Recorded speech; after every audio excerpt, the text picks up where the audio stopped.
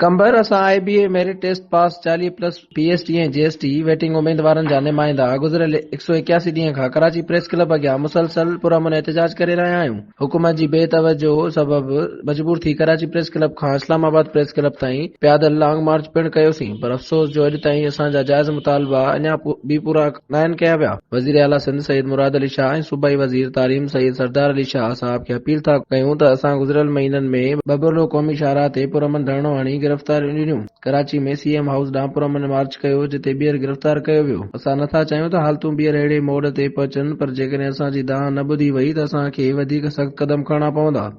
जारी कयो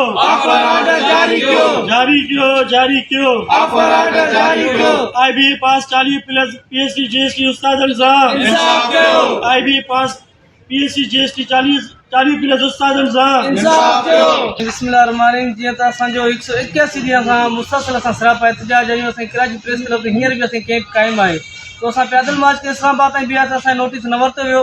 या असांजा दोस्त उते पंहिंजे जेका फिनेंशियली जेका सपोर्ट उनखे घटि आहे, उनजे बावजूदि बि पंहिंजो उते गुज़ारो करण जे लाइ पंहिंजो उते समोसा वग़ैरह खपाईंदा, ट्यूशन्स वग़ैरह पढ़ाईंदा पिया, पर पंहिंजो असांजो हिमत आहे उहा हिमत न आहे हारी ऐं न ई वरी हारींदासीं।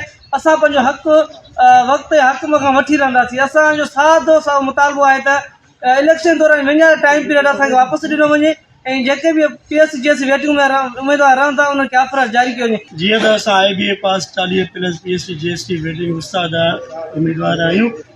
असां मुसलसिल 6 महीननि खां वठी एहतजाज कंदा था अचूं। हूअं त असांखे एहतजाज कंदे 4 साल थी विया आहिनि।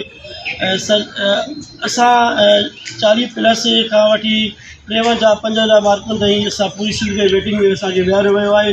जॾहिं त सरदार शाह ऐं CM सिंध मुराद अली शाह तरफ़ां पंहिंजनि इलाइक़नि में हार्ड एयर करार ॾेई करे पंहिंजा जेके नवाज़े करे उन्हनि खे 32 ऐं 33 वारनि खे ऑफर ऑर्डर ॾेई करे अपॉइंटमेंट कयो वियो आहे। उहे स्कूलनि में पघारूं था खणनि, जॾहिं त असां जेके अहल उम्मीदवार पास उम्मीदवार 40+ 50+ मार्कूं खणण वारा मुसलसिल एहतजाज करे दरबदर आहियूं।